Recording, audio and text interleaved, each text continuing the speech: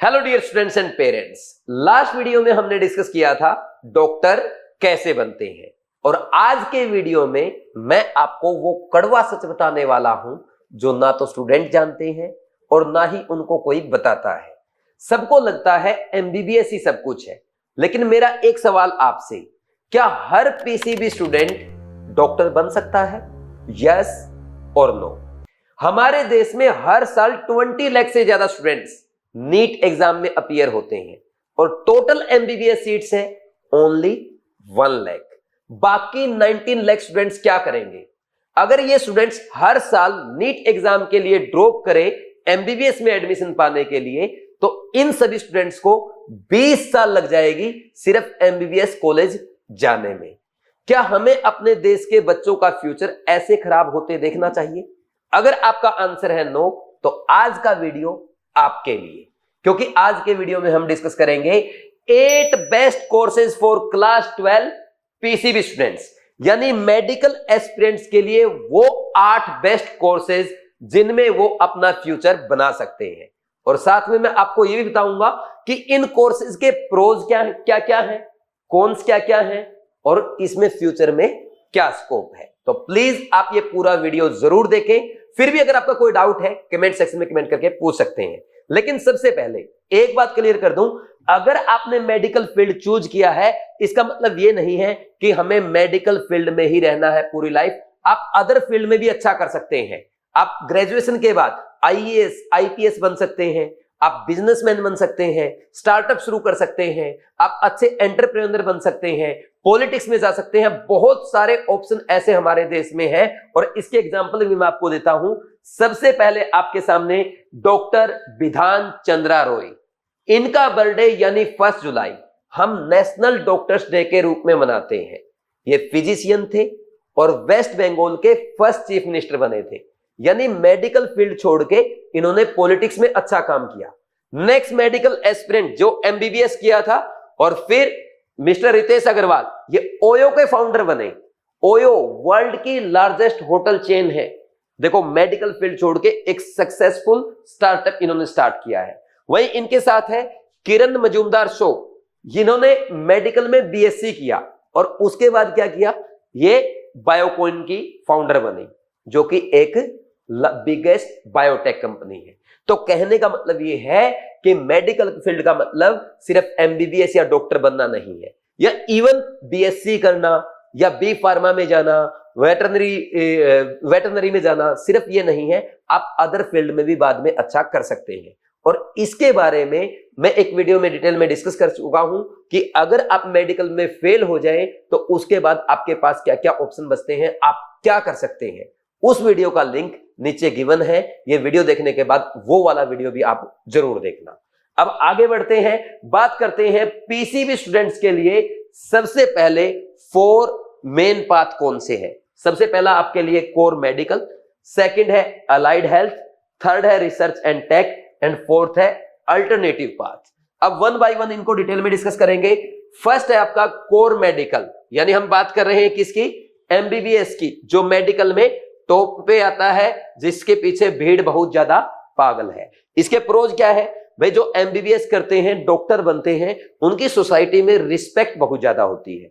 और आप जानते हैं डॉक्टर्स की डिमांड है, तो एमबीबीएस के लिए एमबीबीएस फील्ड में आपकी सिक्योरिटी भी है। और इसमें अर्निंग की तो बात ही मत करो, सब यही कहते हैं सबसे ज्यादा डॉक्टर ही कमा रहे हैं।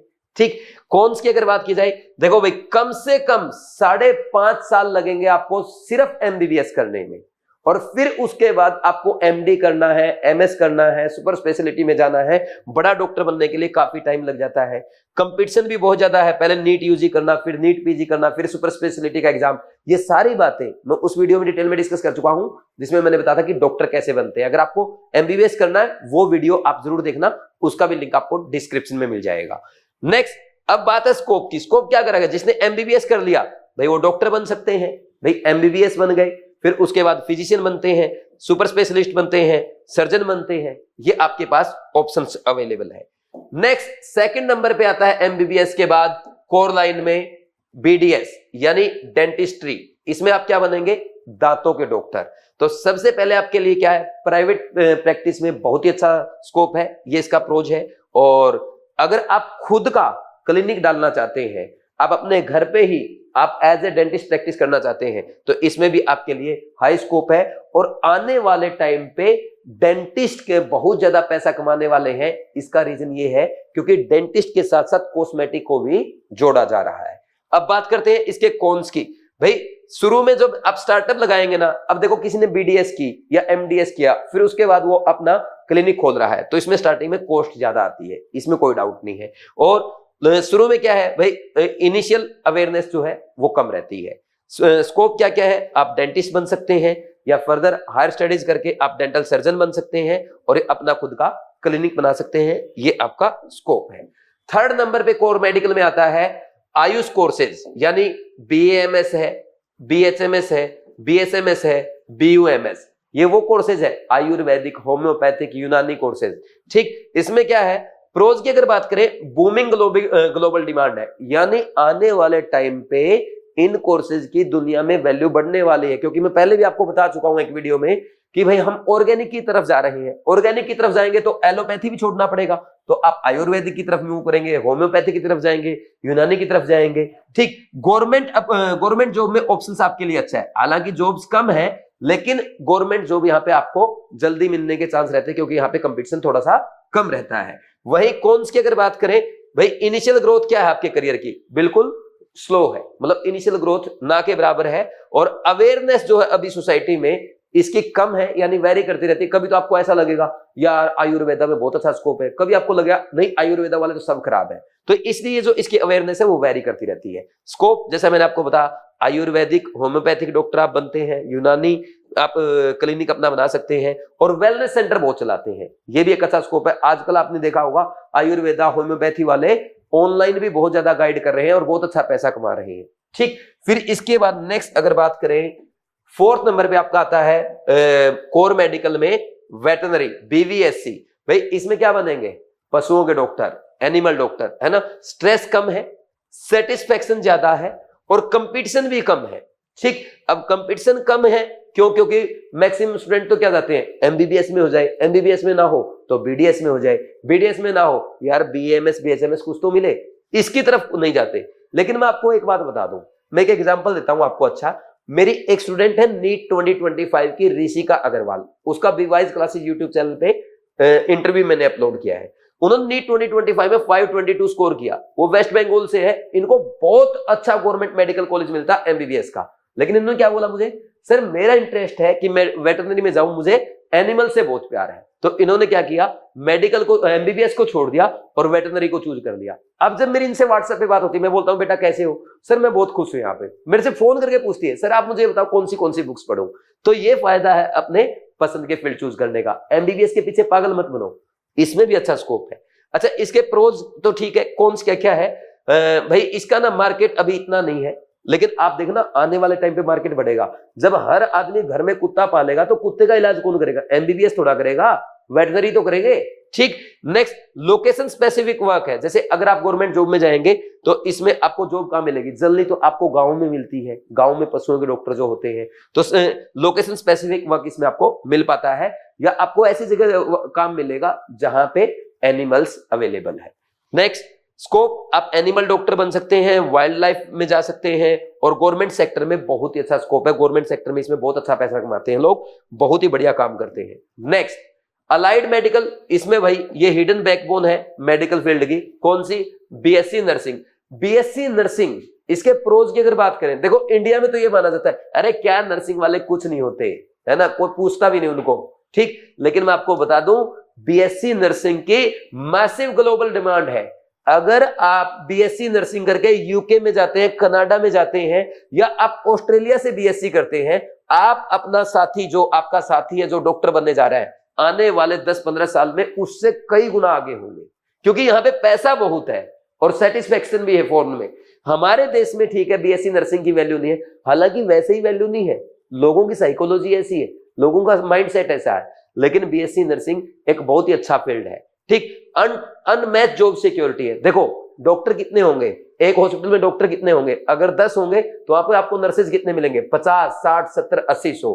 तो डॉक्टर से ज्यादा जॉब सिक्योरिटी यहाँ पे है। कॉन्स क्या है? फिजिकली डिमांडिंग है, यानी आपको हर टाइम वहां पे हॉस्पिटल में प्रेजेंट रहना पड़ता है। और सबसे इंपॉर्टेंट भाई यहाँ पे ये हाईली एम्पैथिक फील्ड है, यानी अगर आप सिंपैथी शो नहीं करेंगे तो आपका पेशेंट सही नहीं हो पाएगा, उसका अच्छे से इलाज नहीं हो पाएगा। तो आपको थोड़ा सा इमोशनल यहाँ पे होना पड़ता है, एम्पैथी शो करनी पड़ती है, अपने पेशेंट का साथ देना पड़ता है। तो ये इसकी कमियां है। स्कोप क्या है? स्टाफ नर्स बनते हैं, बहुत ही बढ़िया स्कोप है। इंटरनेशनल हेल्थ केयर वर्कर आप बन सकते हैं, दूसरे देश में जाओ, स्कोप ही स्कोप है, पैसा ही पैसा है। तो बीएससी नर्सिंग को बिल्कुल भी छोटा ना समझे। फिर इसके बाद अगर हम बात करें अलाइड मेडिकल में कौन से आ जाएंगे? बी फार्मेसी आ गई। भाई बी फार्मेसी में क्या करेंगे? भाई इसमें आपके लिए इंडस्ट्री में ग्रोथ अच्छी है, आप अपना खुद का बिजनेस कर सकते हैं। अब इसके कॉन्स क्या क्या है? कॉन्स ये है कि भाई सबसे पहले ना, अगर आपको इसमें अपना बिजनेस करना है या आगे बढ़ना है तो आपको हायर एजुकेशन करनी पड़ेगी, ये इसकी कमी है। ये नहीं कि बी फार्मा करते ही आप सब कुछ कर लेंगे, ऐसा पॉसिबल नहीं है। थोड़ा सा आपको हायर स्टडीज में जाना पड़ेगा।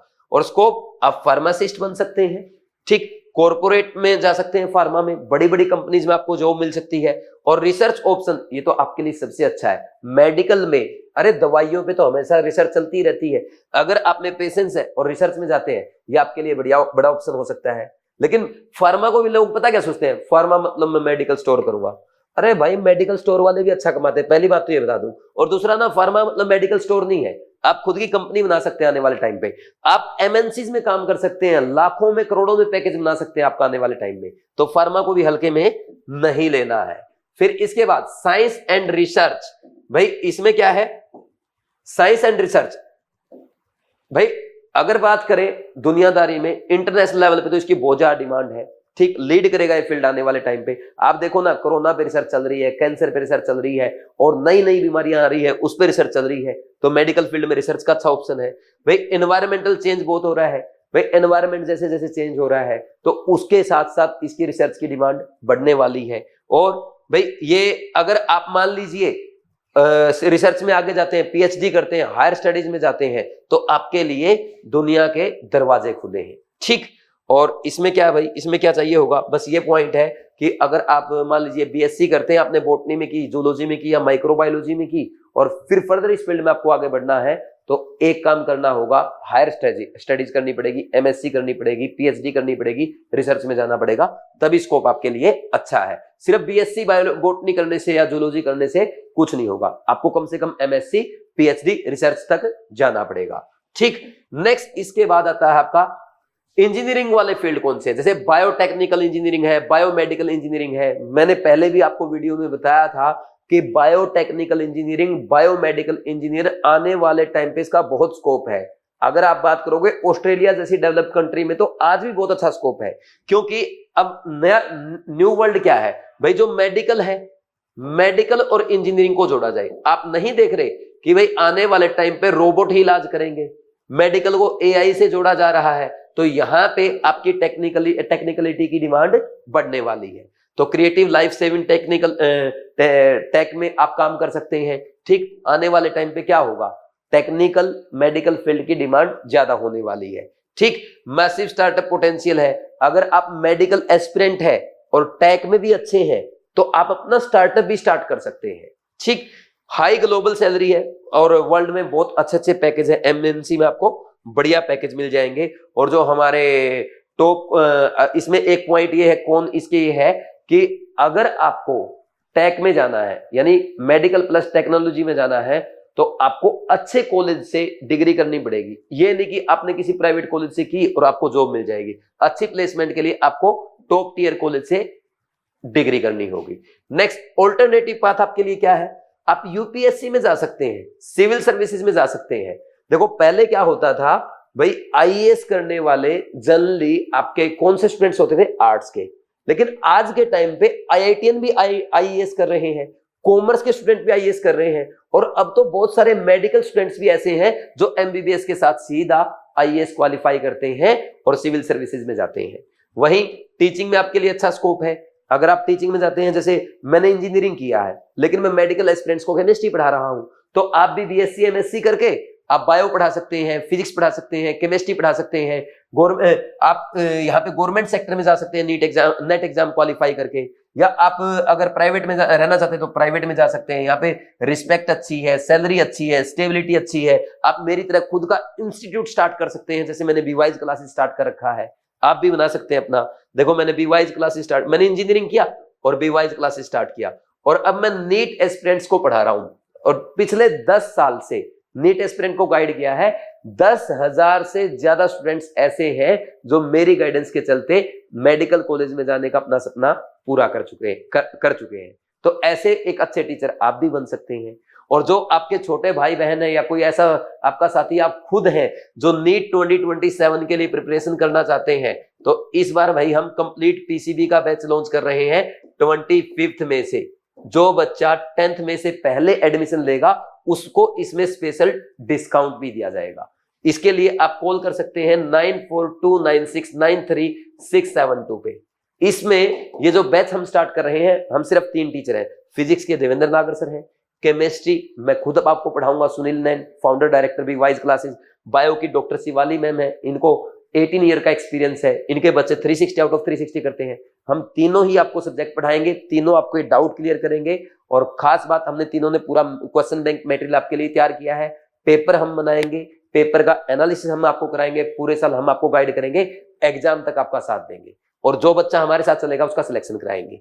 फिर उसके बाद जैसे मैंने आपको बताया, स्टार्टअप में आप जा सकते हैं, बिजनेस कर सकते हैं भाई, हेल्थ टेक इनोवेशन में जा सकते हैं। अगर आप बायोटेक करते हैं, बायोमेडिकल इंजीनियरिंग करते हैं, रिसर्च में जाते हैं, ठीक, आप खुद का अपना बिजनेस स्टार्ट कर सकते हैं। जरूरी नहीं कि मेडिकल फील्ड में, तो मेडिकल फील्ड में ही करेंगे। अगर आपका कोई और जगह दिमाग चल रहा है तो आप कुछ अपना नया बिजनेस शुरू कर लो, मेरी तरह कोचिंग स्टार्ट कर लो, ठीक, आप किसी और फील्ड में चले जाओ। हो सकता है कोई आप नया स्टार्टअप कर लो, जैसे रितेश अग्रवाल का मैंने एग्जांपल दिया, मेडिकल स्टूडेंट थे लेकिन किया क्या, ओयो होटल्स की चेन स्टार्ट कर दी, तो आप भी कर सकते हैं।